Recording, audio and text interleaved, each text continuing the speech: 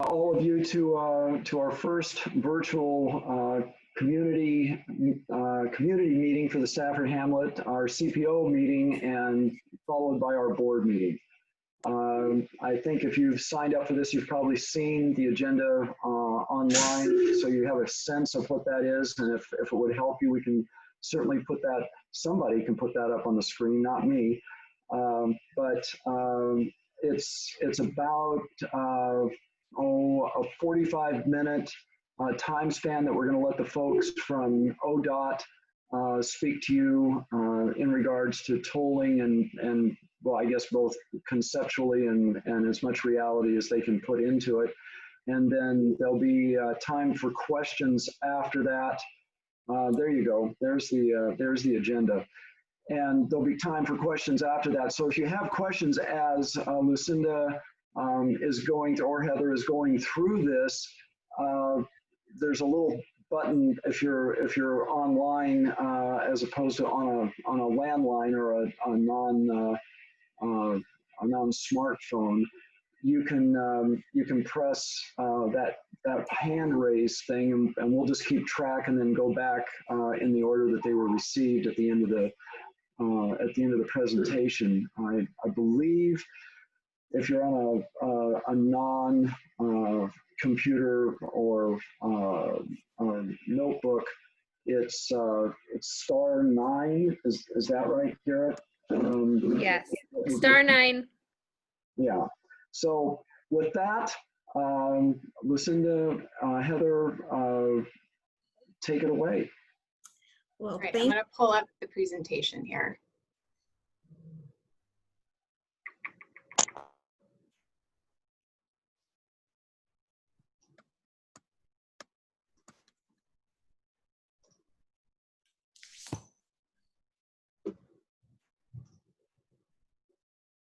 Do you see it? Good. Yes. Perfect. Yeah, we see it. Okay, good. Good evening. I am Lucinda Broussard, Toll Program Director for ODOT, and I have with me today Heather Wills, who's our project manager for our consultant WSP. We're going to kind of just go through what's going on right now with I-5 and I-205 projects. Any questions, we'll take them at the end, but we'll roll through our presentation, and any questions we'll handle at the end. So kind of introduction, we're going to do a project update. I'm going to talk a little bit about the I-205. Heather's going to talk about the I-5. We're going to talk about alternatives, and then we're going to talk about what's next. And it'll go in some of this order for sure. Next slide. So just kind of how we're getting out there, you'll notice that we do an e-newsletter once a month. We try to send it out, to everyone about what's going on the project. We talk about what we've been doing over the last month. We have one coming out in the next couple of days. I'll talk about things that we've done last month, which was convene the EMAC, the Equity, Mobility, and Advisory Committee. We'll have an article about that in there. We'll also be talking about our community engagement liaisons. We'll have an article about that. We try to keep updated on it's kind of like there's no behind the scenes. We're trying to keep that line of communication open. Also, we'll talk about our news releases. I'm going to talk a little bit about the EMAC, which is the Equity, Mobility, and Advisory Committee. And I'll talk very little about the I-205 survey. You want to roll to the next slide? Thanks. Here I am. I'm talking about the 205 survey. So we did an I-205 survey at the beginning of March. We released it. We also had 37,000 postcards to send out, but we kind of went online and we released it online. It's just a link. Go in. We want to hear about your latest travels is what we asked you about. Your most recent trip, and then did you experience any congestion in that trip? We're just trying to get where you were at the time. We generated a lot of response in the beginning. We generated a lot of response in the end too, 1,361 folks who actually got online and gave us their comments or answered our survey. What we realized though is there was no congestion once we were at the stay home, stay safe. So we use the information just because there's no other information out there like it. So we went ahead and we kept the survey open so that way we could capture that information. We're talking about doing the survey again in the fall when we believe traffic may come back to where it was, but that's what we're looking for. We're looking for more normal conditions as they were previously. Next slide. Equity and Mobility Advisory Committee. We had a great meeting. We had a reception May 27th, actually, with the committee.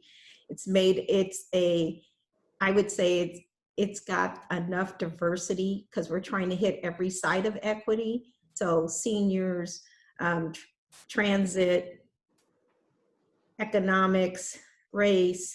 I mean, we're trying to hit it from every side. We have someone who's a doctor on that committee. So you have a lot of different looks at what equity is or should be. What we're asking them to do is take some equity framework that we've already started and to get working on that to tell us what equity would look like in tolling projects. So the Vice Chair, Alondra Simpson, sits on that committee, and so does just an ex officio. We have Phil Ditzler from FHWA. I think it's all the look. People are in the community doing that equity work now. What does that look like, and how does that overlay on tolling? And that's what we're trying to achieve.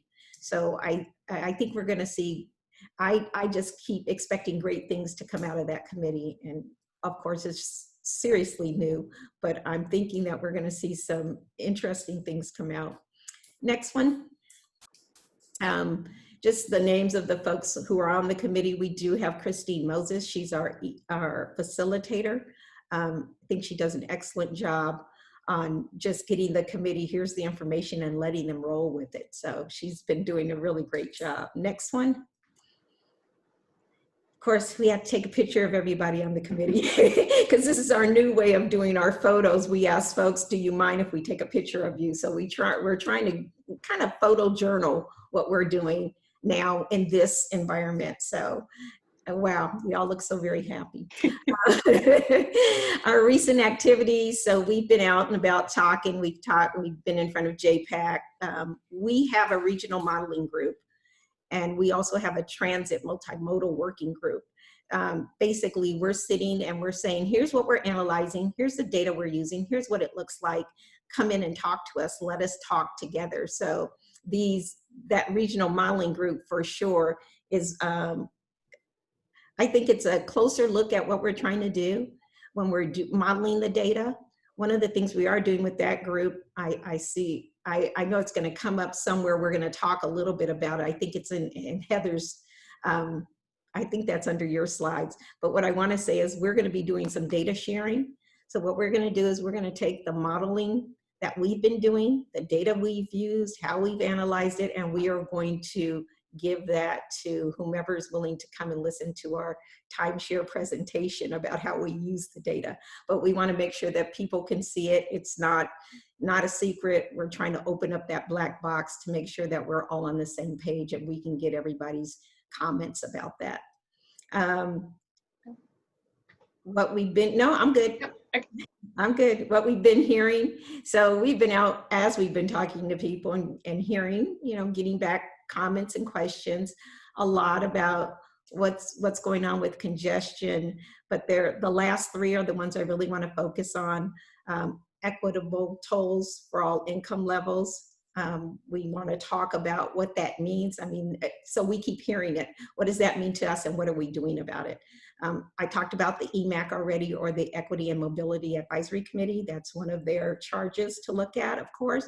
But we're also, we also have something called community engagement liaisons. We call them SAILs for short, who can go out in communities and under their sphere of influence, and folks who, it's me talking to my sphere of influence, which means I may speak a different language, and all of us we're friends, we understand that, and we have this group that we can go and bring our information to, and they can take it to their groups.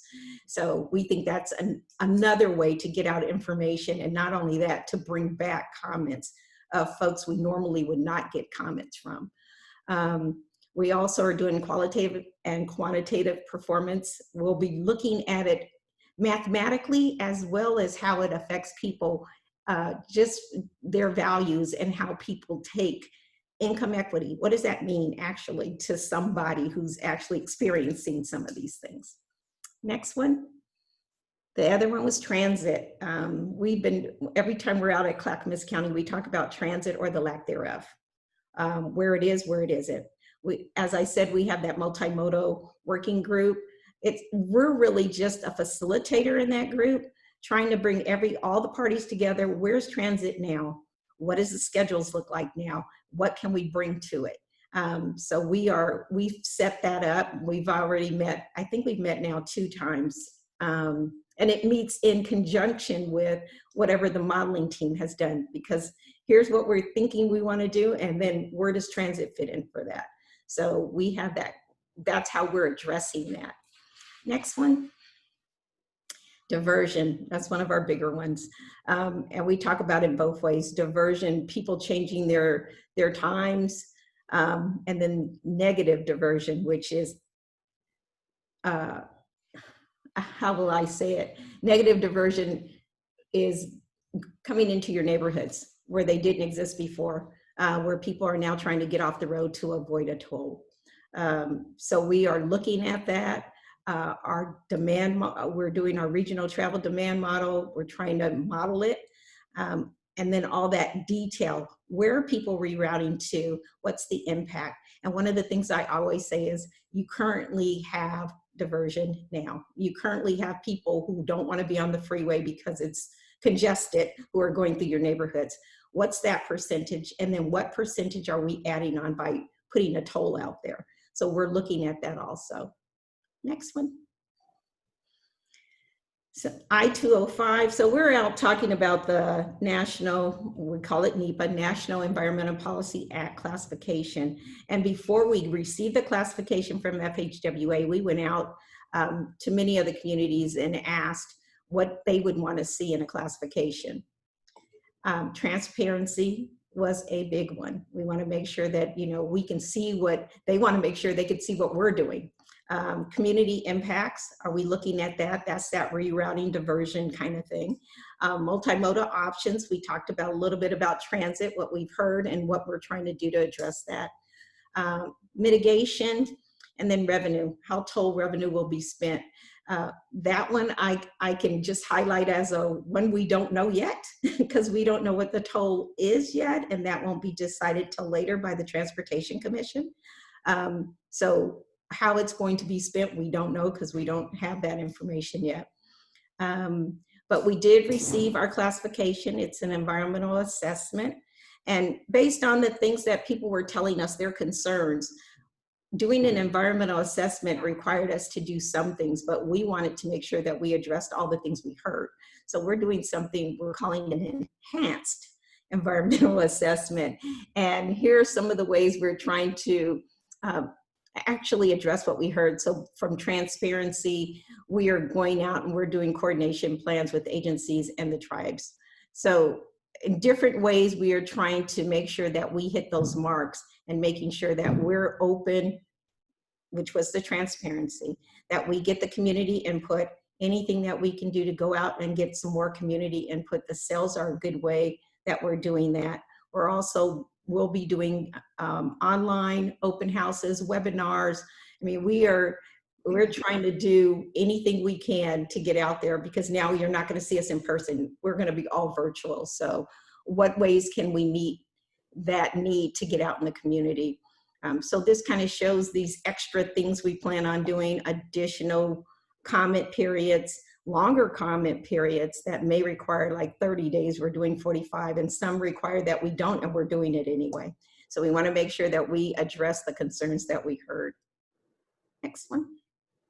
Here's what it looks like, kind of a real high level schedule where we are. We believe we're going to be in NEPA this summer, and it's a 2-year process. So it'd be done by 2022. For the I-205, you see the I-205 improvement projects already started, but where you see the hash or the dash lines in the lighter blue, that's the construction period, and that is not funded. So the design is, but the construction is not. I-5 project, we're at the We're going to be doing a preliminary environmental linkages, which is a PALE process, a pre-NEPA process, which Heather will go into deeper. I just have it as a highlight here. And then the real NEPA, or the formal NEPA, as we're about to start with 205, for the 5 is going to start 2022-ish. And then the equity framework would cross over all projects. So it's starting now. It will be involved in the 205 NEPA. It will be involved in the preliminary NEPA for I-5 and the formal NEPA for I-5. So the equity, our equity engagement, what our EMAC, Equity, Mobility, and Advisory Committee, flows through all of the NEPA work. So we want to make sure that they are engaged in what we're doing and that they give us that equity. When we talk about here are all alternatives, they look at what does that mean for equity. Next one. It's a chart just for the I-205. So I was just talking about we were starting the NEPA. So the gold dots or the gold diamonds are those places where we are asking for input, and we'll be out asking for input. So this one is the purpose and need statement and the project alternatives, the beginning ones. These are not the ones that are going, these are not the ones we're doing. These are the ones we're looking at. So we're asking, are these the right ones? And our Equity and Mobility and Advisory Committee will be looking at those also. Same reason, are these the right one? And then when we select the preferred alternative, which means now we've taken down the 2 or 3, 2, 1, we're going to do the same thing again, public engagement. We're out asking again, does that look, is this the one? So you'll get another opportunity to, all this time is always opportunity to comment, but here's another specific moment where we have something in our hands that you can look at and say yay or nay to. And then we're going to publish that. And then, of course, another comment period. Next. So the objective for I-205 are, it's dual. Pay for the project and manage demand. So those are our 2 objectives that we are trying to achieve. And the little, I call it the cute graphic on the side, kind of shows you that if you try to get too much money, that means you're not managing demand. And if you try to just manage demand, then you're not going to get revenue. And there's some place in there that works for both. And that's what that's kind of showing you, okay, here's where we can go. And that's what we're looking for. Next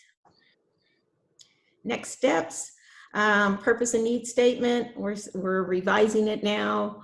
Before we put it out, it will go out at the beginning of when NEPA is, which is sometime this summer. You'll see this purpose and need statement.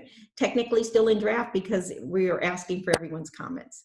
So we're just kind of revising it to get it to look good so we can stick it out for everybody to look at. And then after that, we'll have our 45-day comment period. We're going to be doing an online open house. As I said, there'll be webinars. We're looking at doing some Facebook stuff. I mean, anything to get the word out there that here's what we're doing. Here's what it looks like. Here's our purpose and need. Here's all of our alternatives that we're looking at now, and to get folks to comment on that. So we are just going to try to saturate the wave out there of communication. And then we're going to put all the comments together in the fall. So we will probably be back out here saying, here's what they all are. So we'll be publishing those too, but we'd be able to come back out and talk about, you know, kind of categories of comments. I think that would be helpful for folks. Next slide. And I'm going to turn it over to Heather. All right. Thanks, Lucinda. You're welcome. So I'm going to start with going to I-5 since we're sticking to the NEPA process right now, and then move into more details about I-205. It's a little awkward, but we wanted to just keep the NEPA discussion all up front here in the same place. So as Lucinda mentioned, we're for I-205, or sorry, for the I-5 toll project, we're moving into the planning and environmental linkages process.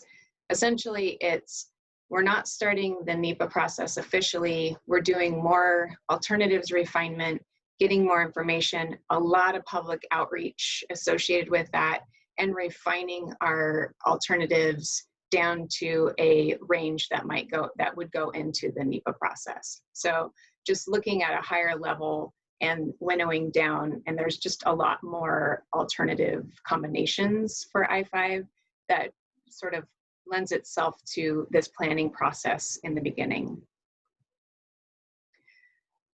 Some of the milestones for planning environmental linkages, again, really high level.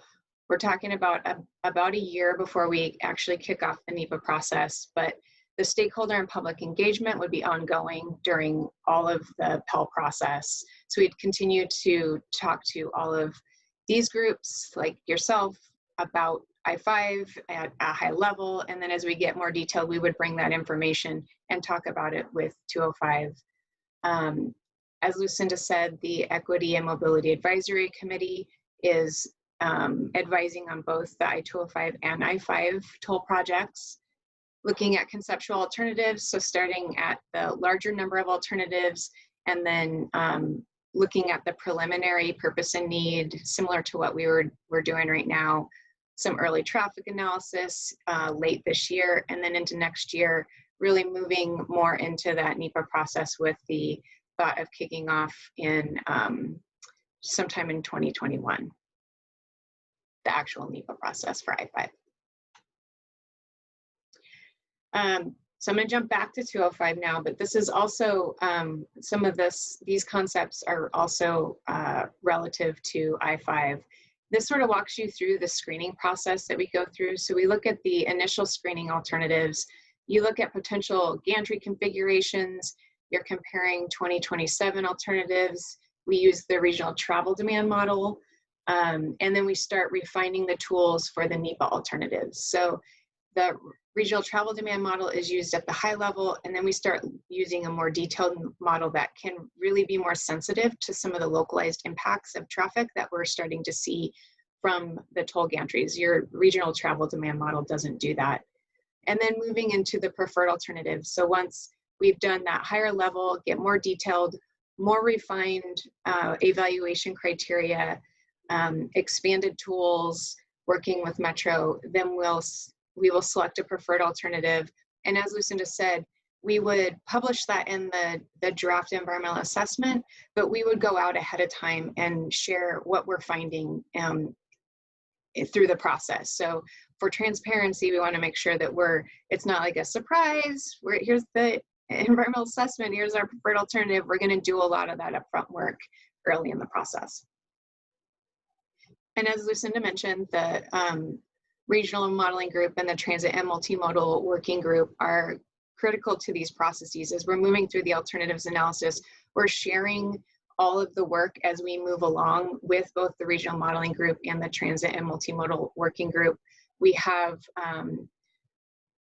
about bi-monthly workshops right now, but that might spread out a little bit as we get into the analysis portion of I-205, and it will take a little bit longer for us to do the more detailed analysis. We send out monthly newsletters just to these groups that are really specific to what we're doing on the analytical front for the project. And then the intent is for the representatives in these groups to go back to their agency managers and have discussions. And so it sort of trickles all the information that we're sharing at the staff level up to the elected official level. So we're trying to hit every level as we move through this process, sharing the information. So as we're looking at rerouting, which is the negative diversion that Lucinda was talking about, if you start with the value pricing feasibility analysis, it identified some potentially impacted routes. In the screening, we're then sort of identifying the scale of the impact and some key locations. And then in NEPA, we're actually going to get down to the intersection level during peak periods. So we'll be identifying intersections that we will do a more detailed analysis on. And again, it's looking at the additional diversion or rerouting from the tolled facility. So what exists today and what does tolling do to that existing traffic patterns? So I'm going to move into the alternatives, which are really the gantry configurations that we've been analyzing in the screening process. They're built off of Concept E. So if any of you are familiar with the value pricing feasibility analysis, Concept E was a point toll, which is one of our alternatives on the Abernethy Bridge. And then the other alternatives are attempts to address some of the rerouting patterns that we see in the regional travel demand model analysis that we did. And so we're focusing on segments where the tolls would be assessed and looking at the different gantry locations. It's assumed that all lanes would be tolled. So we're not looking at any alternatives right now where one lane is tolled. It is all lanes on 205. And we're seeking similar revenue generation potential. So there are, as Lucinda said, that the toll rate is not decided and won't be decided until later by the Oregon Transportation Commission. But we do have to make assumptions in order to compare the alternatives. And so the assumptions will be very transparent. We will share exactly what assumptions we've been using, but that helps us really compare the apples to apples when you're looking at the alternatives. So alternative one is the value pricing feasibility analysis alternative, which is a toll on the Abernethy Bridge. It is a point toll. For number two, it is tolling Abernethy Bridge users, but the gantry locations are off bridge to try to capture some of the rerouting that's happening from that point toll.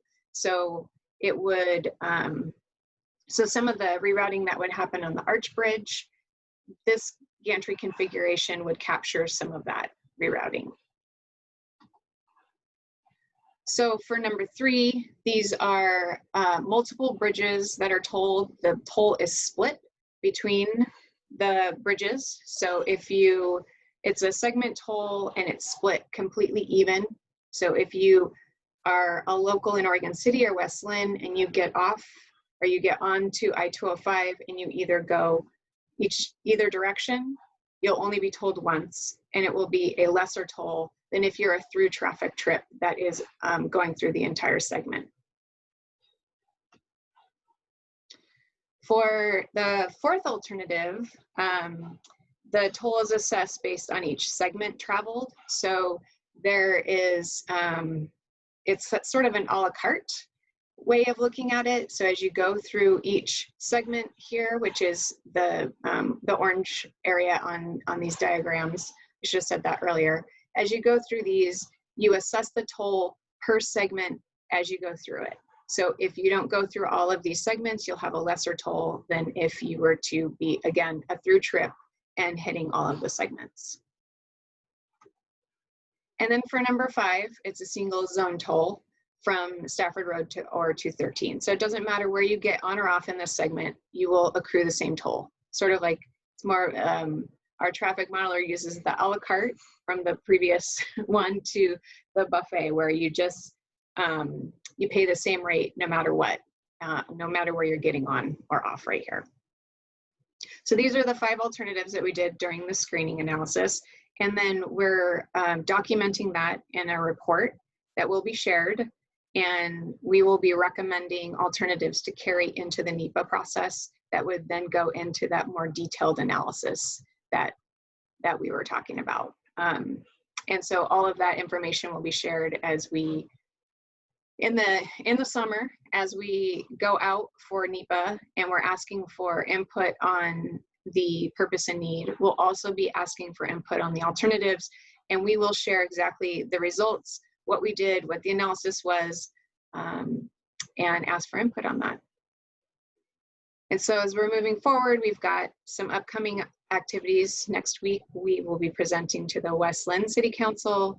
We have another EMAC meeting scheduled for June 29th, and they are likely to be monthly meetings throughout the summer. We'll begin the formal environmental review period. There's a workshop with OTC that Lucinda will be leading in July. TPAC, the regional modeling group data sharing meeting, which we're honing in on a date. It's going to be the first week of July. And then just continued in-person outreach events if we're able, if we're ever able to get to that point this summer, which would be great if we were. That's it. So thank you all for listening, and we're here for questions. Okay, so I just wanted to remind people as we're taking questions to please use the raise hand tool feature on your webinar. You should see it in the bottom of your screen or possibly at the top, depending on the type of device you're using. And then we will call on people and take questions in the order that they're received. So we will start. If you have a screen like mine, if you go to the participants along the bottom and click on that, then you will see your ability to raise hand. So, And that's only if you're a panelist. For folks who are joining as a attendee, that's they only have that tool at the bottom. No, it's okay. Okay, so we have our first question from Jonathan. Jonathan, if you want to go ahead and click unmute, we'd love to hear your question. It's Jonathan John. I'm sorry? Well, go ahead. Go ahead, Jonathan. Thank you. I actually have several. They're very short, but number one, is this a done deal regarding tolling? Are tolls, I mean, is that basically it's a done deal that we're doing tolls? We're just discussing how or what to do. Is that correct? That is correct. And was this passed by the, I thought this is a new taxation. So would this not be necessary to be passed by the people of Oregon? So this was under House Bill 2017 Okay. to look at tolling, and then they determined where. I think the feasibility analysis was done in 2018. I'm sorry, I'm looking at Heather because I wasn't here then, so I'm kind of looking at Heather. Yeah, 2017, 2018 was the feasibility analysis. Okay. I'm just wondering why Oregon is considering instituting a toll when many states that have had tolls have dismantled them. I know specifically the states of Pennsylvania, Illinois, New York, Texas have found them not to be actually that viable, that they are more of a problem than they are of a solution. So all of those places still have tolls. New York, But they've dismantled many of the tolls were in place. I didn't say they excluded all tolls, but I know that they have dismantled many tolls. they've dismantled the toll booths, but they've gone to electronic tolling. So you don't see the throw your coins anymore. They have dismantled those in New York, Pennsylvania, most places now. And mostly with COVID, more places are doing that, but they are still tolling actively. well, actually, Texas has the toll system they did have has been removed for commuters going in and out of the city. Well, I Texas don't believe. has like 6 or 7 agencies in Texas that do tolls. So that could be true of one of those agencies, but TxDOT is still doing tolling along with CTMRMA. There are multiple agencies that handle tolling. Sure. Well, I see this as something that is going to impact the local population when, to me, the real impact of the congestion has been through commercial transportation, since Oregon is right between Canada, Mexico, California, Washington, and we have a very heavy commercial transportation, and I think they are the ones that should be paying for it and not the locals. How could that be instituted? Well, I don't know that. I don't know the answer to that. I can take that down as a question though. Well, but perhaps a congestion. I know that in the city of London, they have instituted a congestion tax, which is between certain times. Perhaps there could be a congestion charge for commercial traffic of a higher sort, and then if they were to transport between the hours of 10 p.m. and 6 p.m., which is not your normal commuting time, that could be reduced to a lower rate. But let the commercial transportation bear the burden of this, since Oregon is a major avenue for that. So I'll make sure we get over to this group actually, and somebody can disseminate the information once we send it over to you. How much truck traffic we see or commercial traffic we see out there, we can provide you that information. That'd be great. Okay. And how much of an increase that has been perhaps over the last 10 or 15 years? So let me ask the next question. I'm sorry, I'm gonna look at Heather again. Sorry. And she mutes us, right? Heather, do we have the information for the last 10 to 15 years on commercial traffic? I would have to look into that. I know that ODOT has done some pretty robust freight analysis. So I know, and then you guys have a freight plan that I think would probably have a lot of data in there. We can look. I don't know that we have it, but I think that it's probably available. Okay, we're gonna find it for you and we'll get it back out to you. Wonderful. And last question, is there some estimate to what tax amount we're talking about or toll amount? No, transportation. We Okay. have. Thank you. Thank you, Jonathan. Thank you, Jonathan. Okay, so the next question is from John Keith. So I know you just said that this was a done deal, but we heard from Jim Bernard yesterday that the I-205 widening project was on a federal list for funding. Who knows when or if that's going to happen, but if that were to happen, would the tolling project be canceled, or is it, as I understand, it was initiated by the legislature and it can only be rescinded by the legislature, but do you think that would have an impact on tolling? So I don't know, but let me ask the question back. Would that take care of congestion? Oh, well, probably not, but I mean, it would fund the widening. So if the widening, the three lanes either way is the solution to congestion, then I guess that depends who you ask, right? Yeah, only because we have the dual, our dual objectives are demand management and funding. So my question would be, would it take care of the congestion management? Well, and as you heard at the C4 meeting, I mean, the mayors and the council talked about that there really is no alternative to I-205 other than the side roads, and if we're pushing people off to the side roads, I know you're well aware of this, that it really doesn't help everybody. So I think, I know you know this, but there really does need to be some thought, and hopefully the Transportation Commission will give us some thought. Okay, thank you. Okay, thanks, John. The next question is from Len Schauber.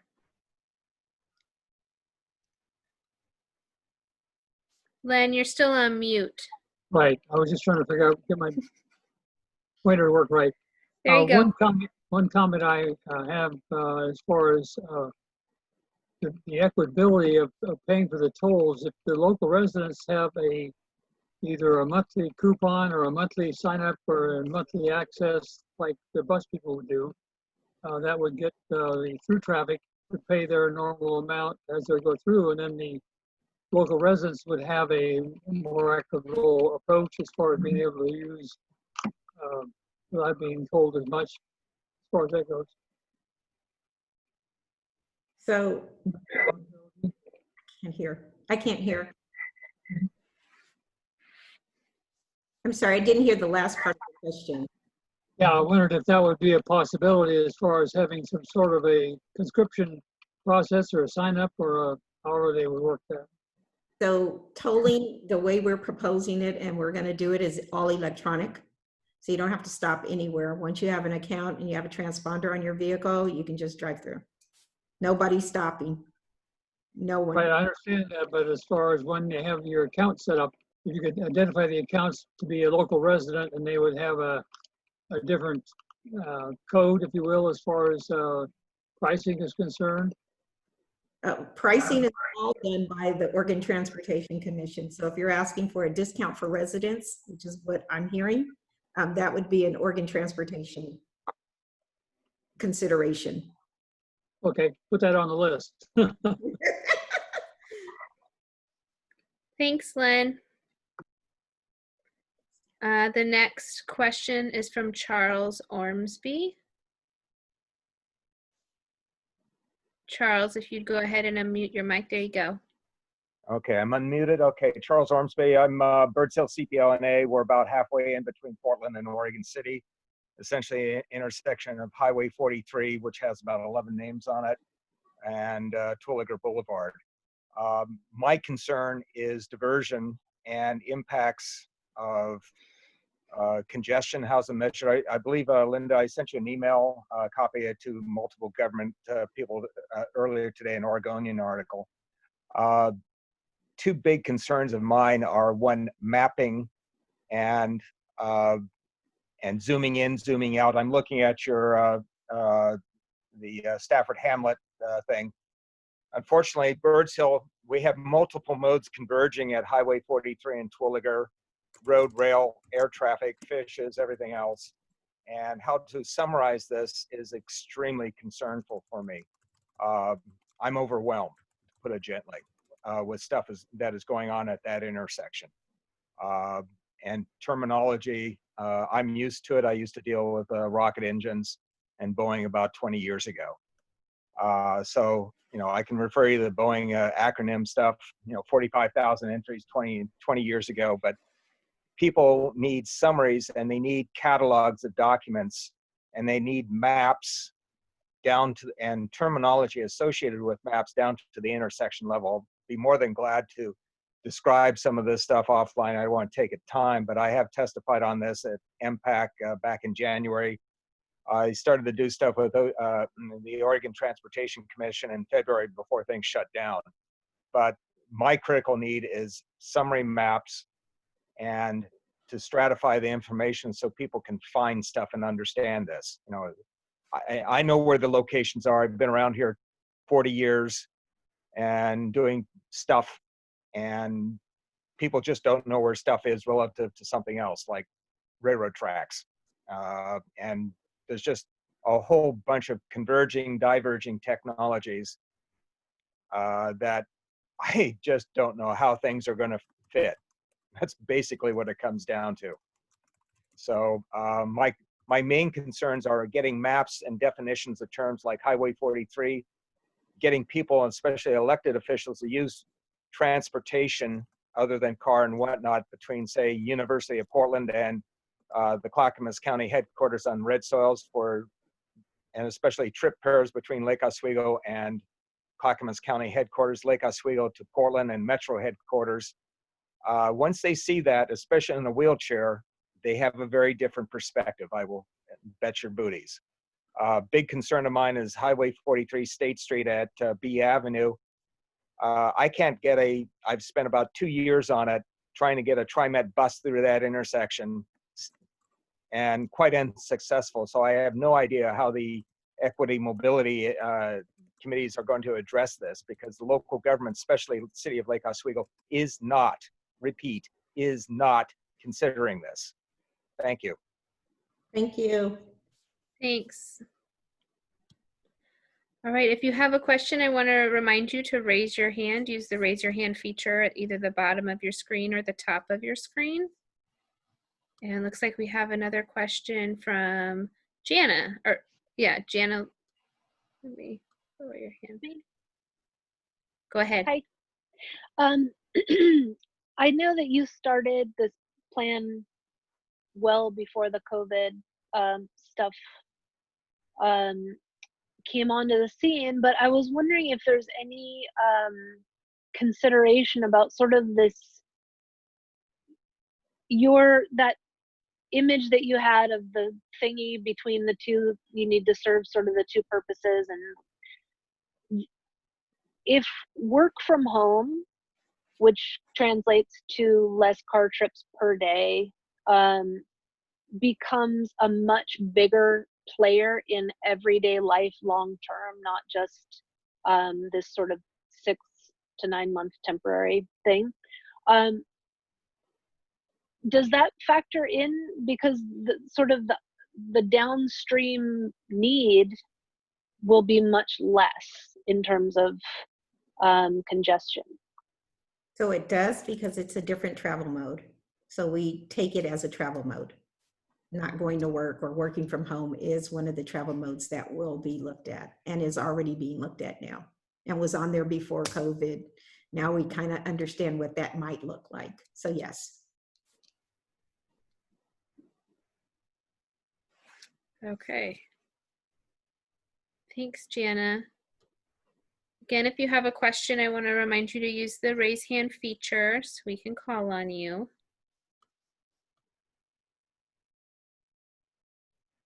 We don't currently have any. Oh, here's one more question. Laura. Hi, Hi, Laura. thank you for having this meeting. I used to live in Seattle, so I was there when the SR 520 toll began, and I know the impact personally because it affected me. And what happened is the SR 520 really cleared out, and the I-90 got insane, and so did our side streets. And so I'm just very aware of the fact that we don't have a second bridge in West Lynn. So I really predict that traffic's just going to go right through West Lynn. And as residents, why would we get on the freeway? Like we won't. And so that's just going to make our side streets insane. I know the toll there is like between $12 and $20. It's a lot of money. And I think about people who work out of their truck. How are they going to add that into their business expense every day when they leave and come home? And then if we live in West Lynn and we're trying to get a service person from Beaverton or a service person from Happy Valley to come to our house, are we going to be expected to pay for their toll? Are they going to tell us, I'm sorry, we don't come to West Lynn because of the tolling, it's too expensive? These are all considerations that I don't know if they're being taken into account. So we are taking into account diversion, which we talked about previously, some call negative diversion, or what's going through your neighborhoods now versus what tolling will do to that. So we will be measuring that. So that is one of our points to be analyzed for sure. Thank you, Laura. The next question is from John Keith. Okay, so going back to the last question, I mean, Lucinda, when is the chance to actually talk to the commission? Because the C4, all the mayors and the county council are really against this. I can't imagine the citizens of the local community are for it. So when are the events that we can influence or impact decision making on whether this goes forward? Now, I know you say it's a done deal, but if we get federal funding to widen the road, that takes away the need to create funding. So where are the opportunities for folks that are just becoming aware of this or have been aware of this to become engaged in expressing their concern? So I believe that we sent with the package, there's this, I was looking at Heather, who has now disappeared from my screen, but I believe we sent a package. I believe we sent a package over, and it has where your information goes and how it flows up to the Transportation Commission. And I believe we sent that in the packet. Okay, but obviously we could, if folks are concerned about this, they could send a letter to their representative or state senator and express concern, because they're the ones who authorize you to do this, and that's why you're doing this. Because they said, we need money to improve I-205. We think tolling is the way to go. They got federal approval. But, if we do get federal approval for funding, this may not be the way to go. So I just think there seems to be an opportunity to influence where this goes. So yes, and you can reach them, but you can also, through us, we do provide those comments up to the OTC. So it's not like you're talking to a box that's not going anywhere. We keep it flowing. But just for everybody else that's on the line, so that there's a way to influence the decision-making process. Influence is what we do, right, as citizens. Okay. Thank So you. does that look like we got a good cross section of questions there on board? Maybe nod heads for you. Well, but we've got somebody with their hand up. Is that Rick Cook, or is he testing the wind? Can't find my hand down here to raise. Okay, well that's good. Go ahead, Just bud. a real quick question. Is there any chance that after this is tolled for 10 years that they would take the toll off? They could. I've seen other places where they've taken the toll off as long as it's not tied to paying for it, because you can't take it off until you pay for it. Bill, we have one more question. Do we have time to take a question? Yeah, and then I think we'll move on to the CPO portion, and people can certainly use Stafford Hamlet at gmail.com to ask more questions, and we'll funnel them to Lucinda and Heather, and they can get back to you. Great. We'll take this one last question. Just a real quick. Charles, you had one more question? Negative. I touched a button. Don't know how to operate my cell phone. I will go ahead and put your hand down for you. Okay. Okay, well, thanks so much. This, if nothing else, I certainly have a greater appreciation of not only the complexity of what you're doing, but also also the impact. And thanks for coming and sharing with us. And thank you, citizens, for being here and listening. We're going to turn Lucinda and Heather loose, unless of course you want to stay and watch the rest of our festivities. But we're going to give Len Schauber, who is our community planning organization, our CPO chair, a few minutes. Excuse me. Bye.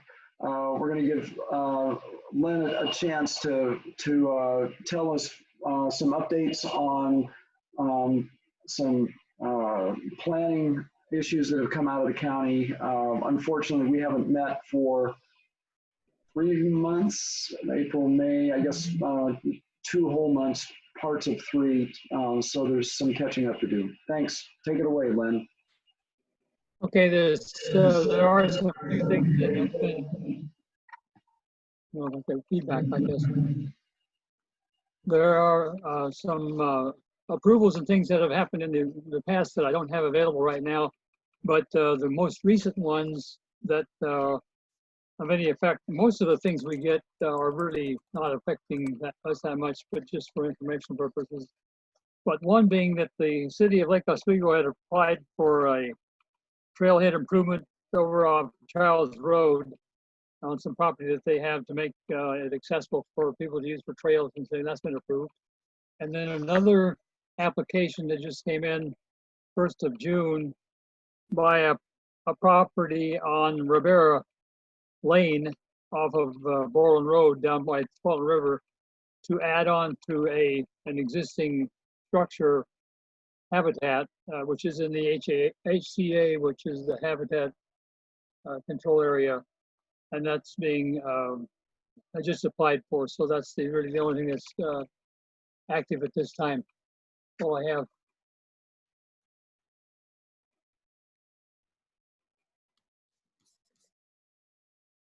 Bill, you're muted.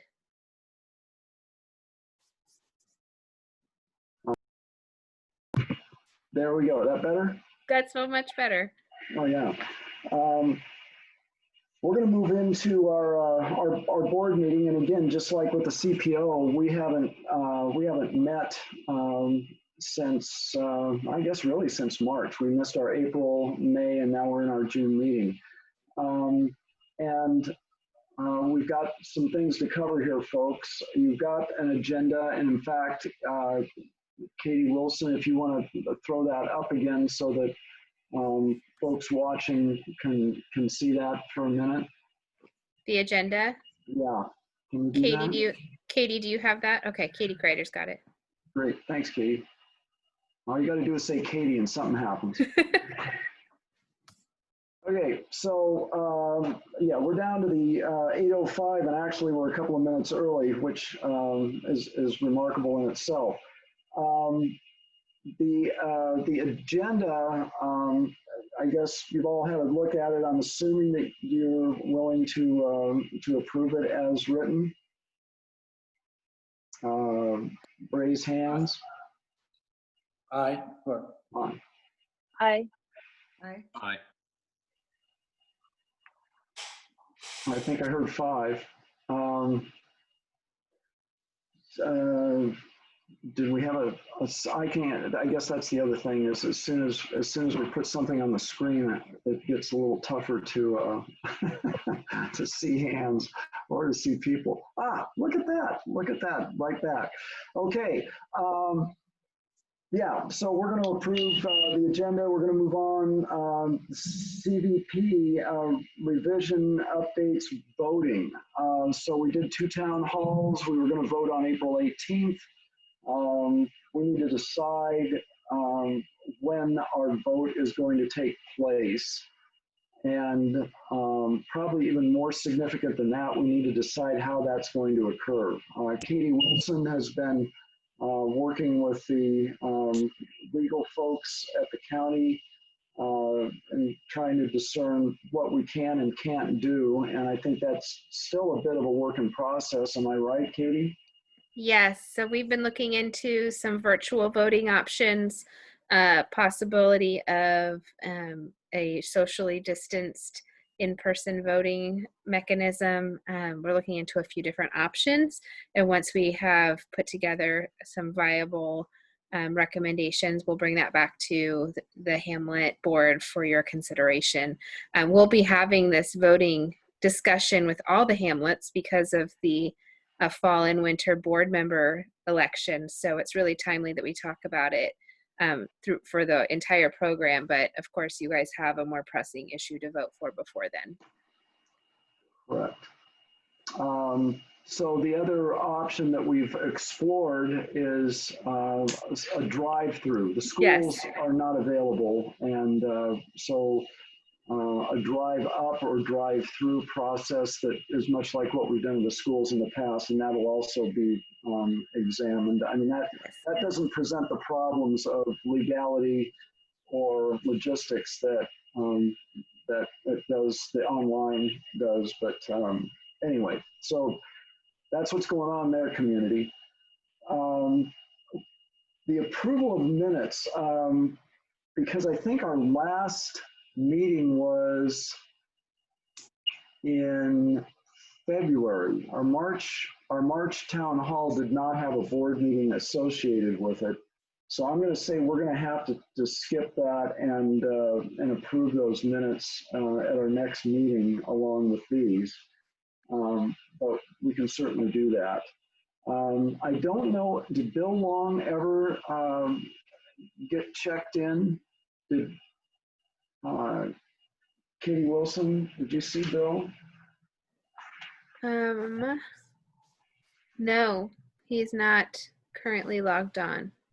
Okay, well, he sent out an update to the point that we've got about $5,100 in our account. Every month, a few dollars goes out, and every month at our meetings, or until the last 3 months, Rick Cook would sell some wine and balance the books. So we're not exactly tearing through our budgeted amount. And tomorrow we're having a meeting with the director, Sue Hildick, and Katie Wilson again, to go over this with just ourselves, but all the other 2 hamlets, Beaver Creek and Malino. There's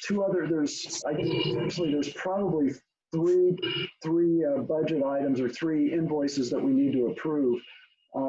One is coming from PSU, and it's for a hard copy of their document. It's estimated to be about $50. how about if I go through all three of these and then we take a vote on all of them unless somebody wants to object. The other one is a $100 invoice for 4 hours of time from Matt Palmer working on the website with Jana.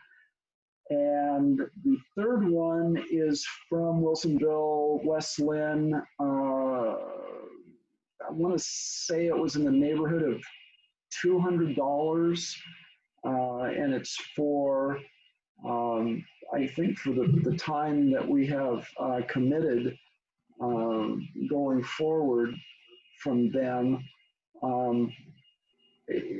I haven't seen the invoice, but Bill described it to me, and I guess my take on it would be to pay the invoice and get that off the books before the end of the fiscal year, which is the 30th of June. And if there's a problem with it, go to Wilsonville, West Lynn and sort it out, or consider ourselves prepaid for more time than going forward. So if there are questions on those three items, I'll entertain that. Otherwise, we have a few questions. Ask. Jana? Well, Jana or John? Oh, I'm sorry. I said Jana, but I can see how that would sound like John too. Go ahead, Jana. Okay, I just was wondering if, do we have money that we need to spend? Is that what I'm hearing? Or are we, because our budget got cut, right? Like to nothing from the county. Is that right? That we, do we need to stretch what we have? There's truth on a number of levels. Yes, our budget is being cut. To what degree, we won't know until tomorrow, and even then we might not know definitively. However, we are still holding on to about, like I said, $5,100 that we have in our account. And I'd like to have as accurate an accounting finishing this year and transitioning into the next fiscal year on July 1st, so that it makes sense to the folks at the county that are or aren't giving us money, what we've got to work with. Does that make sense? Yeah. So yeah, I'm not spending it in the sense of that we don't have. I mean, we don't have it. We don't have it going forward.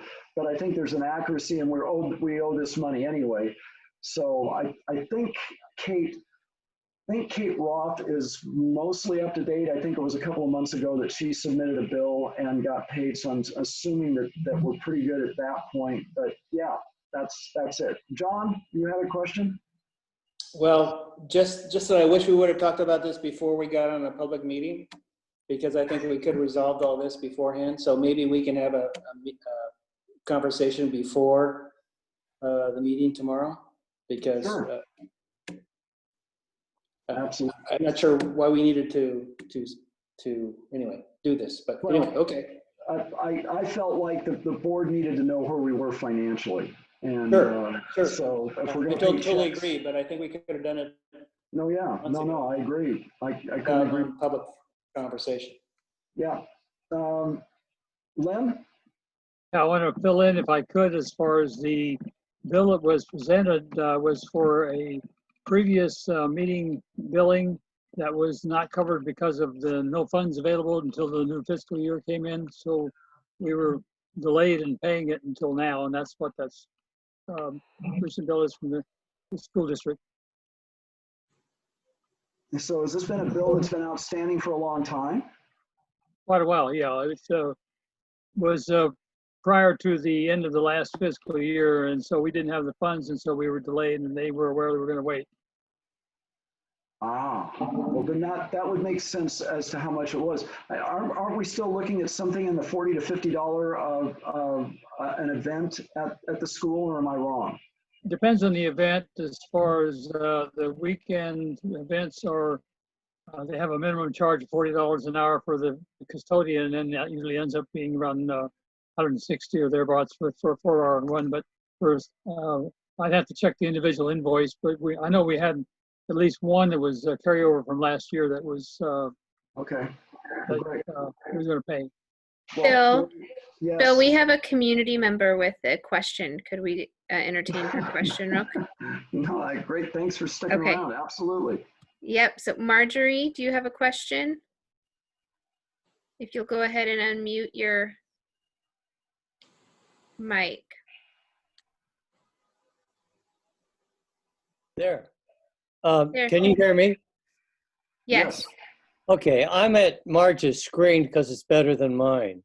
I don't know why my picture's not on, but I've been waiting to provide a little input. This is Phil Long, by the way. Oh yeah, the invisible man. Anyway,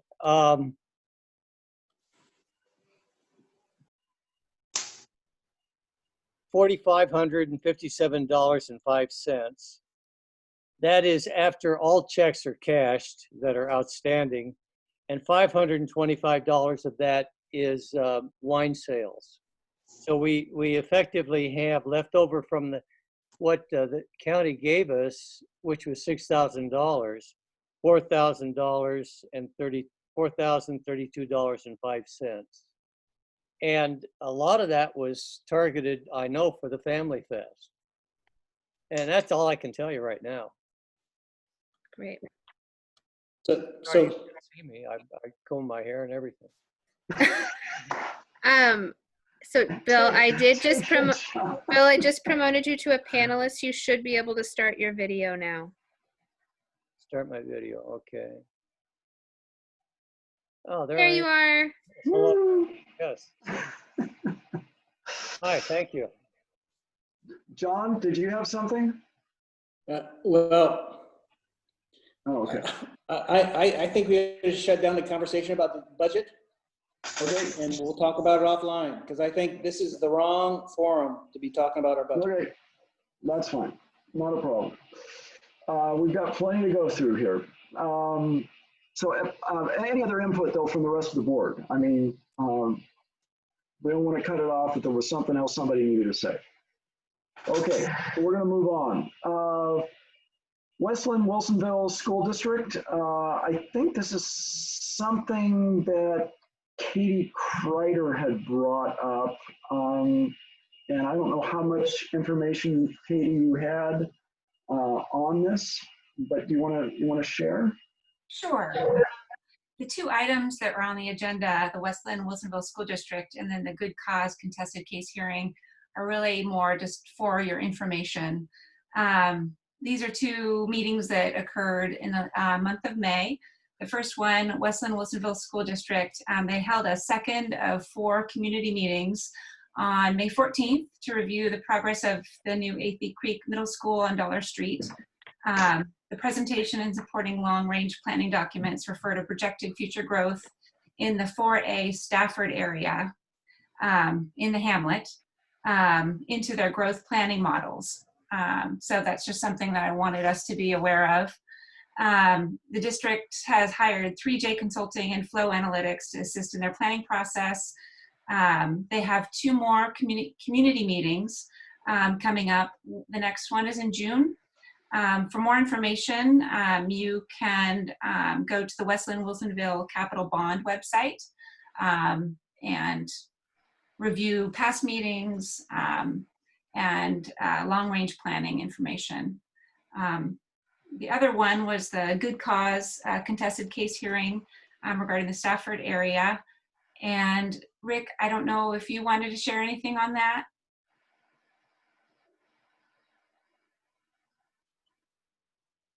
I'll go ahead. Again, that was a meeting. Oh, go ahead. I'm just going to say that it was going to go to a hearings officer, and all of the participants decided that they were going to delay it. So it may move to a June hearing in front of the hearings officer, and with any luck, it will be a September decision by the Land Development Commission in their September 22nd meeting, I think it is. Anyway, I'm getting updates from some. I will forward those on to everybody. So it's been delayed. It's going to be September before there's a decision.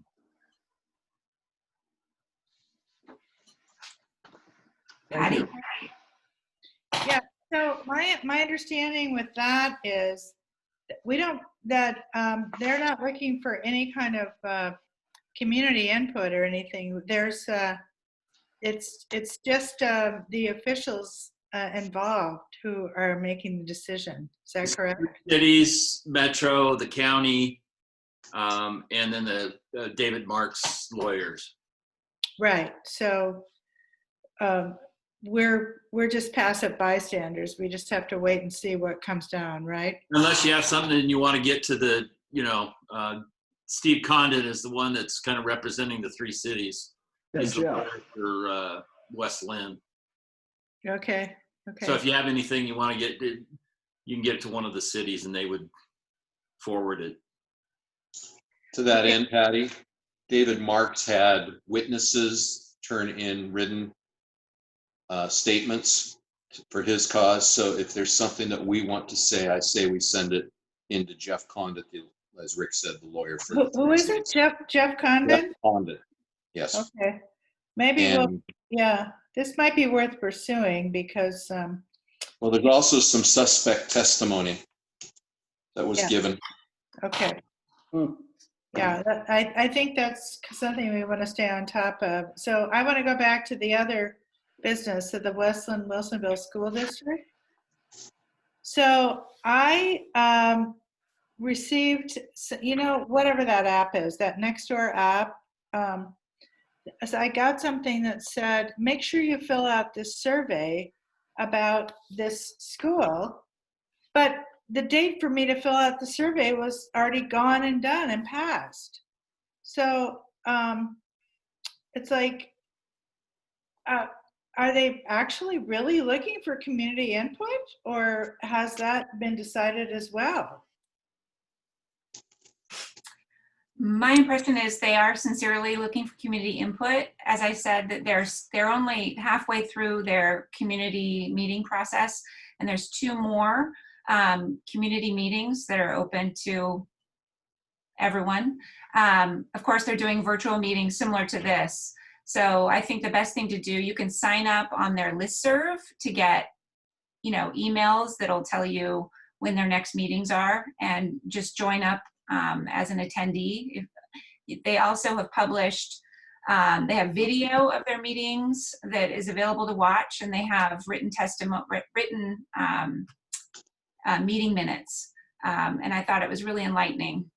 I think you sent out the link for all of those, Katie, and I haven't actually, I was planning to look at it, but I haven't yet. So Katie, did you send out a link for that? Because that one went over me.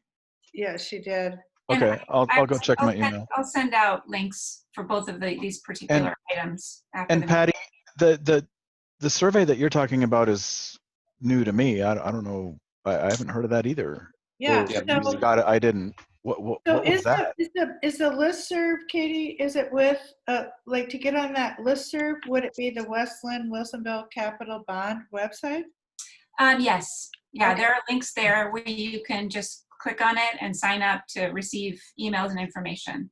All right. Westland Wilsonville Capital Bond website. Will that pop in Google or? They have a separate website affiliated with the Westland Wilsonville School District. Capital Bond. So this may be a good thing for us to send out, to our newsletter list, right? Because there's a lot of families probably who aren't tuned into this stuff right now, and maybe they'd like to read Katie's email. So I would like to jump in here. I mean, one of the presumptions in that long-range planning document is that the area is going to be built out to Metro standards. And I think we're right in the middle of trying to influence how that actually happens. Right. And so I think this is a key point for us to be engaged, as Katie's done, and we should also be engaged. But my impression from next door is people have no awareness in the community about the long-range plan. The nine additional, I think it's 9 additional schools that would be built out if in 40 years, as they project in their long-range plan. And so I think it's a good segue, dovetail with the Hamlet and what we're trying to accomplish to tie into that, but also influence the school board, what they're trying to accomplish, what they would propose to accomplish. Because I think a lot of citizens are concerned about the tax implications of 9 new schools, plus any infrastructure that has to be built. So I think we can use that as one more a bullet point to impress upon the public. Katie Kreider? Yes. Got a question for you. They're holding these public meetings, but we passed as a school district the bond measure. Correct. So their assumptions, if I remember correctly, in the bond measure was that they were going to move ahead with these functions. Yes. So I'm not confused, but I don't understand why they're having public comments now after the bond has already passed, because they had tremendous public comment opportunities before the bond was passed. Well, it has less to do with, my impression is it has less to do with spending the bond, but it has more to do with how they're spending that. I know if you are on Nextdoor, you'll see that there are a lot of people opposed to that site for a middle school. Right. For multiple reasons. Again, traffic congestion, Right. Density, etc. I mean, it's a pretty tricky site. Again, all the documents are on their website. You can look at the site plans and look at their proposal of how they're going to circulate from Dollar and Willamette. So it has a lot of impacts that all the community should be concerned about, beyond the fact that the long-range planning, legitimately, they have to plan in the future. Sure. But the assumption is, based on the analytics that they're doing, is that the Stafford Hamlet will be built out fairly significantly after, or if in the future. And they're planning that for more than 10 years down the road, 10 to 20 years. Sorry. But they're spending that money now. They're building these schools now with the assumption that in 10 to 20 years, this whole area will be developed. Yes, right. So one thing for the whole board, I believe it was in '92, the city of West Lynn denied the school district the opportunity to build on that same property on Dollar. Exactly. For many of the same reasons. And Right. so a bird or two from West Lynn has told me that they don't see it going through this time either. It's a small lot. It is. So this just underlines the fact that the Stafford Hamlet needs to be very much have an advocacy role with the Western Wilsonville School District. Agreed. Copy I was that. going to mention Tim, I think his name is Tim Woodley, who is the sort of the capital projects guy of Westland Wilsonville. He is retiring. I just read that in the board notes today. So somebody new is coming on. They didn't say who it was. They were just saying that he was retiring. So it would probably be a good idea for us to, when that person is decided, that we reach out and what is their title, Jana? So I don't know what his actual title is, but he's sort of the one who, when I have spoken to the district, they said, oh yeah, Tim Woodley is keeping an eye on what's going on. Let me hang on one sec. I'll pull it up really quick. Okay. So I just have one more thing along these same lines. Does anybody know anything about 3J Consulting and Flow Analytics? These two companies that they've hired? 3J Consulting is the same firm that did the work for the presentation in November of 2018. You're kidding. No. Really? Yeah. Oh my. And 3J Consulting is also I can't remember his name off the top of my head, but is the gentleman that we talk about who... Weston. Yeah. Craig Weston, about $2.7 billion build out. And so that's 3J Consulting. Very well known, very highly thought of firm. But wasn't that the one that was mentioned during the last town hall that we had before the Yep. COVID hit? Yeah. Yep.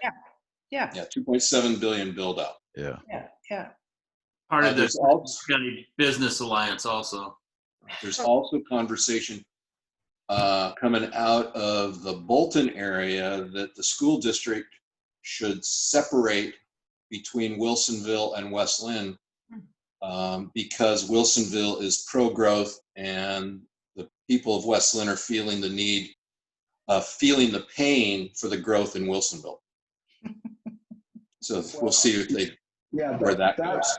That's an interesting concept, and we don't need to go into it here, but the reality is that Wilsonville is the cash cow that keeps West Lynn schools at the level that they're at. I mean, the commercial base that they work off of down there and the commercial base that we don't work off of up here is dramatically different. And that's 42% of our property tax goes to Westland Wilsonville School District.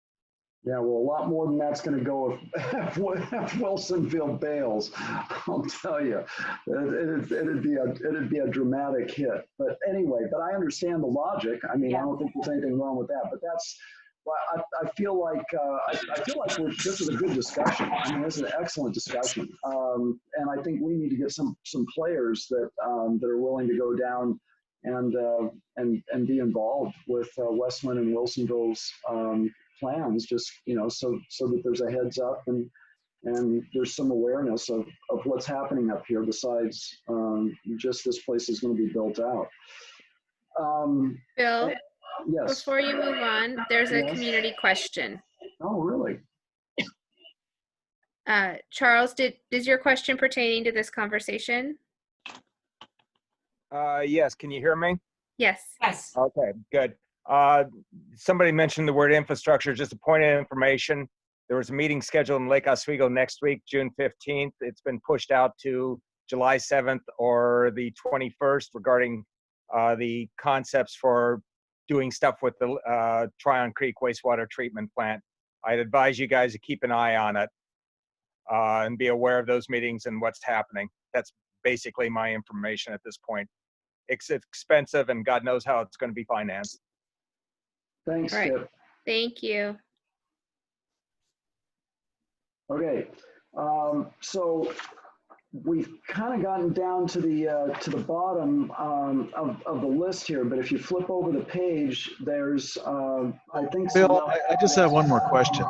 Sure, Brandon. I'm trying to use my Google Fo to do the Westland Wilsonville Capital Bond Program. I think I've got the right website, but I can't find any more events that have been scheduled. The last one that I see was in the middle of May. So Katie, you've got better Google Fo than me or something, because I'm not. They're so they don't have a date yet. They do say on the website that it will occur. The next meeting is planned for June, but there isn't a date yet, to my knowledge. Copy that. All right. Okay. Okay, so where I was going is on the, as you, and I should say this too to those of you in the community. On this agenda, you can see the CVP draft, a copy of it. It's at the end of the agenda in and of itself, and it, you know, it's, I don't know, probably what, 75 words. It's worth reading, and it's what we've put a lot of energy into. So thanks, Jana, for putting that on the meeting agenda again. But everybody that's been having any activity in their various committees has chimed in here, and I think it's just worth stating. I mean, Jana didn't say anything about programming, but obviously between she and John and Katie and some other folks that work on that, I thought that the ODOT piece was not only timely but certainly informative. The communications, does somebody want to, Katie Kreider or Patty or somebody? Yeah, sure. I can talk. Can you hear me? Yeah. Okay. So, you know, Matt, Jenna asked Matt Palmer to help thread the needle with our new website. And I've kind of been working with him. So we got, with the help of Katie, obviously, Katie Kreider, we got the Family Fest page pretty much updated. We're working on the Getting Involved page.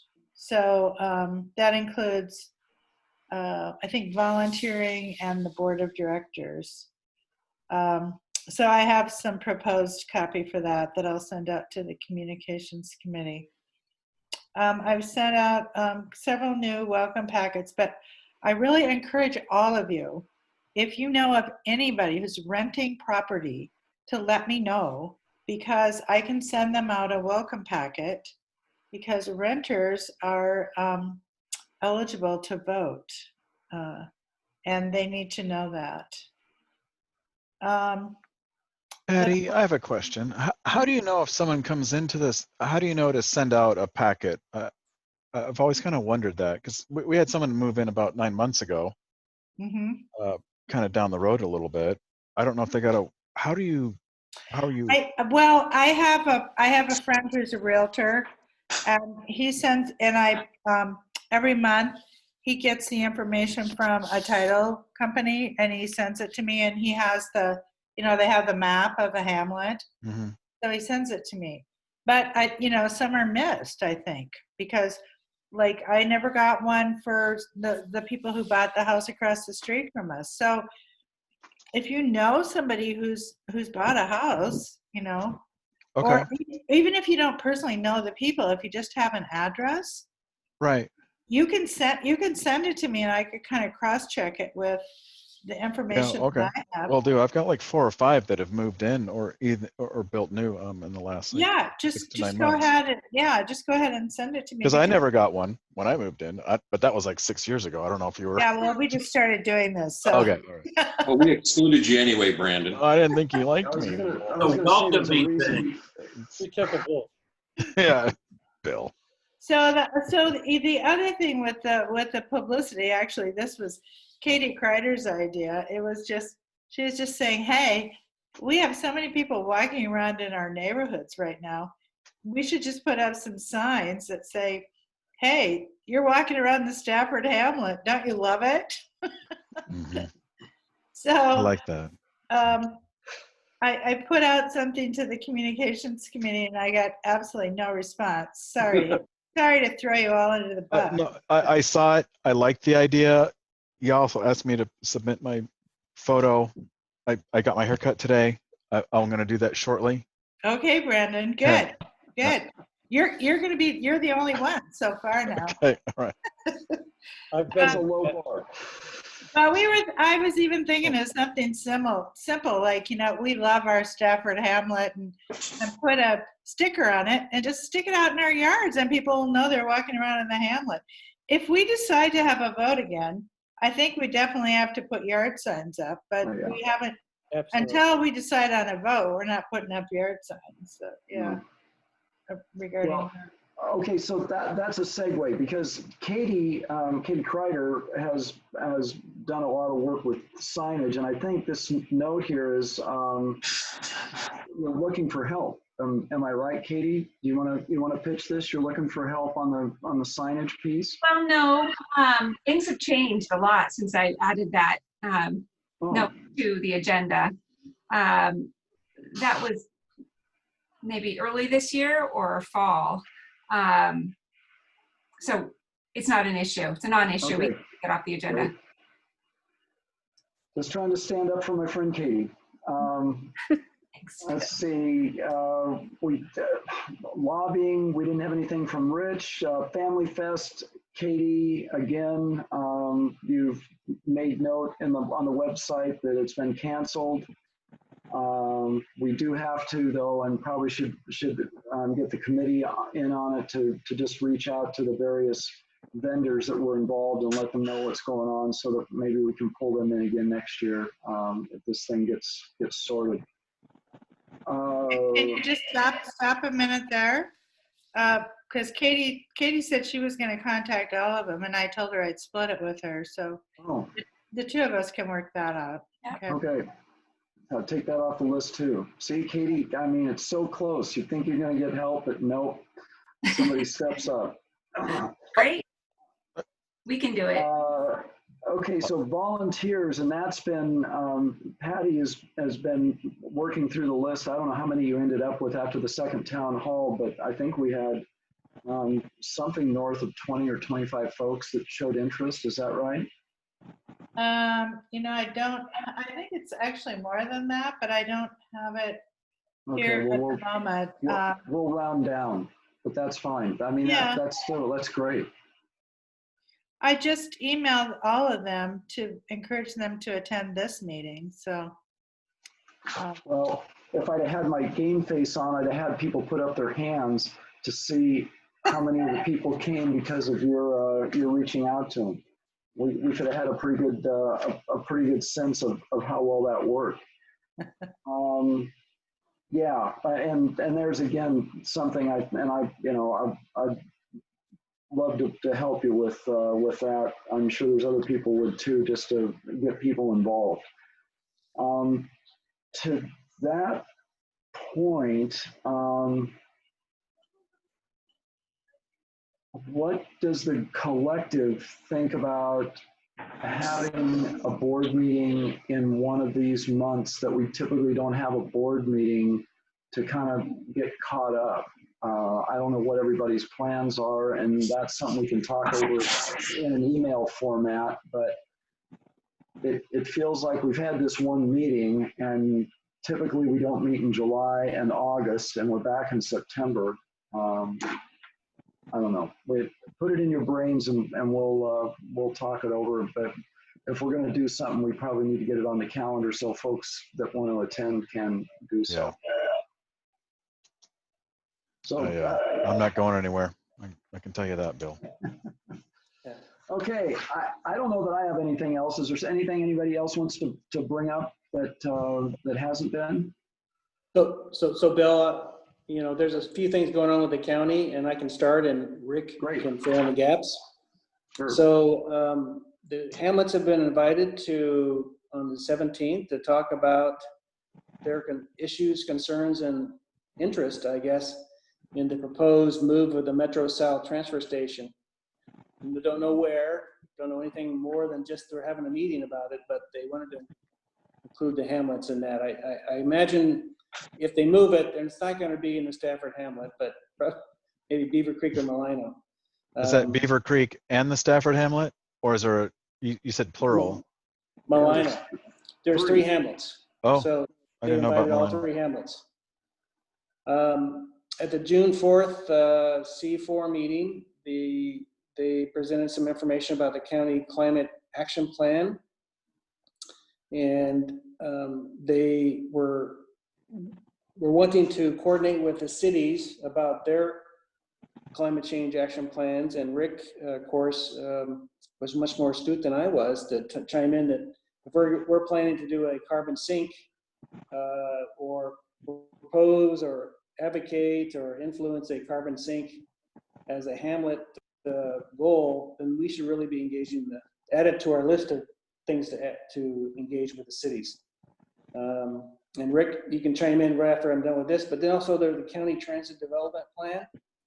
There was the Oregon City, West Lynn, Tualatin bus route that was being proposed, and I think Rick can chime in here. I think it was coming from some city councilor in Tualatin, but anyway, it's curious. They said it was just an idea, and it wasn't something that was being planned on. So, Rick, did you want to add some more? That was Paul Morrison from Tualatin, and evidently they have a weekly shuttle. It only goes once a week from Tualatin or the hospital, Meridian, over to Oregon City someplace. And so part of their plan was to get even a daily thing to shuttle people from Tualatin through West Lynn to Oregon City. So that was in their transportation plan they were trying to work on. The climate action plan, I sent off a note to Katie, you may have to help me with this. Sustainability. Oh, Eben, he's the manager of the Office of Sustainability. Yeah, and Eben Polk. Yep, and Sarah and another gal. Anyway, that did the presentation saying like, hey, you know, we've done a pretty good job working with our 3 cities around us in trying to do some rural-urban interface, and you know, throughout the whole thing, and sent them the Ag Challenge number 11 that talked about the carbon sink and all those things we were doing. So hopefully they'll get us on the list because it was directed at the cities. But since we've done such a good job over the last year of presenting, you know, an alternative out here, that hopefully they will get back to us and keep us in the loop. Send a quick note to Russ, and he wants at some point in time to hook us up with their sustainability committee in West Lynn. So some good stuff that could happen out of that, I think. Yeah, good tie-in. Anything else? Oh, Patty. So John, you and Rick are liaisons with the county, is that right? Well, I guess I'm formally the C4 representative on the city Clackamas County Coordination Committee, but Rick happened to chime in at this last meeting, so we kind of both do it. And then I'm with the CCI too, which I was going to have Katie. Is there anything out of the CCI that you could chirp in tonight about? We don't have anything like riveting happening other than we do have some open seats.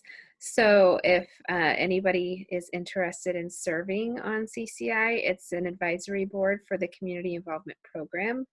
And we meet on the 3rd Tuesday of the month. So if you are looking to fill up your dance card with something new, we'd love to have you. I will send a link to the board members, you board members, and we can share if you know of anybody who might be interested to apply. We have a couple vacancies coming up. Oh, that's probably a good thing to put on our website. Yeah. I don't really want to open up a can of worms, but isn't the #1 priority with the county right now the budget and the lack of money? Are you asking me? Anybody. Oh. I would say that the budget is a huge issue. I would personally say that the #1 priority for the county right now is the response to the pandemic. Okay. And the budget relates to everything that we do. So obviously that's like the lens that we have to look through a lot of things, and solving that problem is paramount. But the most immediate need is to work through all of the challenges. Our EOC, our emergency operations team, is still activated and probably will be for some time, which means that staff time is getting diverted to that quite frequently. I, for instance, serve in the EOC weekly. So that would be my perspective as to what the #1 priority is. But there's a lot of things that are still happening. So yes, we're dealing with the budgetary issues. Yes, COVID-19 is also going to contribute to the budget situation, but there's a lot of things that are still happening. The county is still serving you, and we still have a lot of really important work to do. So, yes, so there's a lot of moving parts that are continuing to move. And they did, the budget committee presented that, and the board approved the county budget, but with the thing they're going to meet monthly because they still don't know what the state's going to be. So there's going to be changes in the budget. We will most likely have to do a supplemental budget process to address the state funding shortages that we don't know exactly are going to happen, but are likely to be a result of the situation that we're in.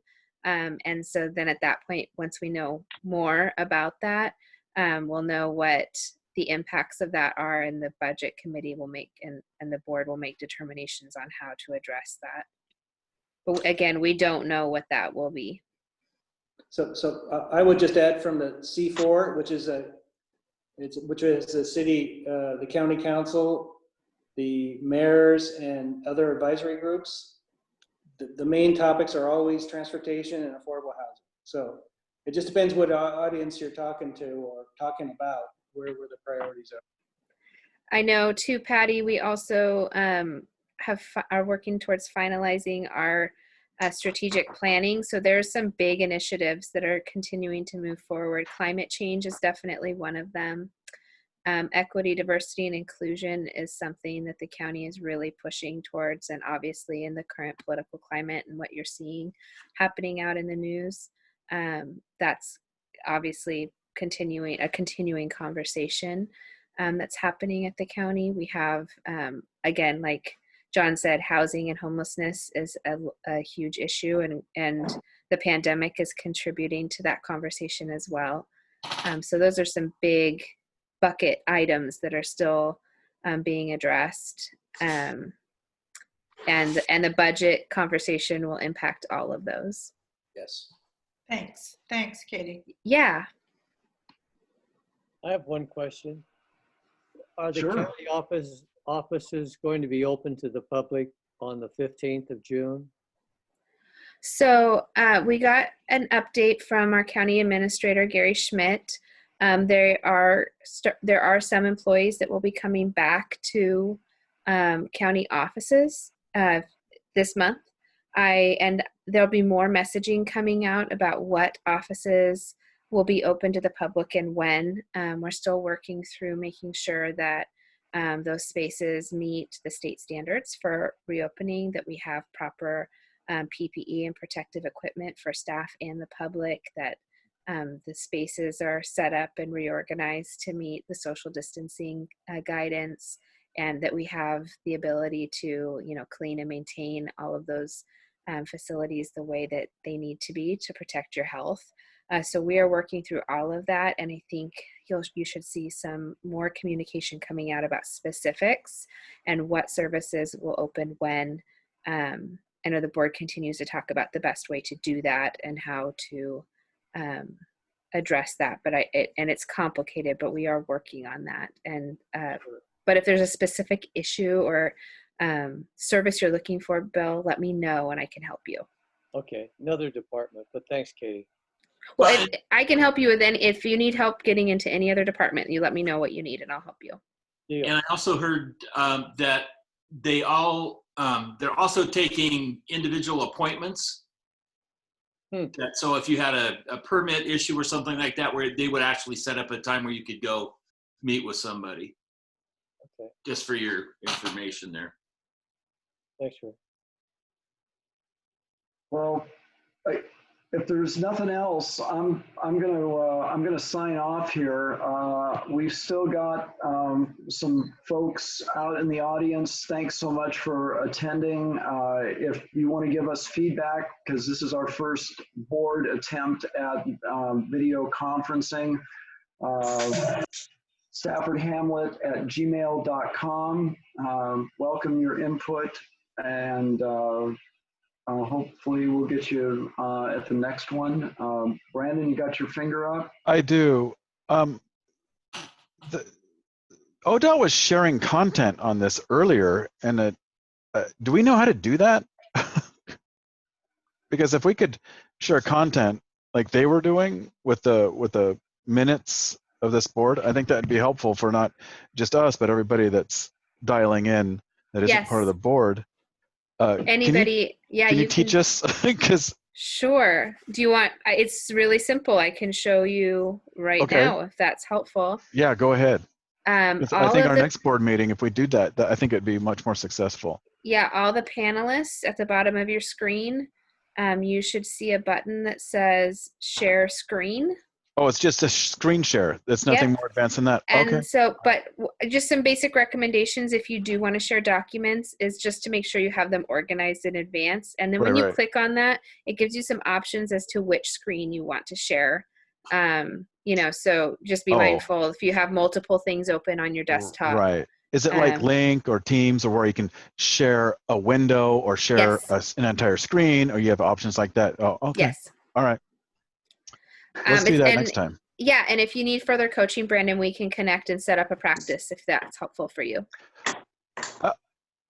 I'll do that with Kreider. Okay. Yeah. Okay. She's got one of these Zoomies. So, yes. Well, we should probably thank Katie for helping us pull this off. Oh, for sure. Oh, yeah, absolutely. Yeah, all these questions and issues we're throwing at you. Thank you. It's been great. So thank you. And Garrett, Thank you to the other Katie too. Getting it set up. And Garrett. It's a team effort. We're all here to help each other. Yeah. I didn't even clean up while the meeting was going on. You're fine. Okay. Thanks, guys. Thank you, everybody. We'll shut this down. And yeah, I believe some of us have meetings tomorrow too, so we'll see some of you again real shortly. Anyway, thanks a lot. Yeah. Okay. Bye-bye. Good night.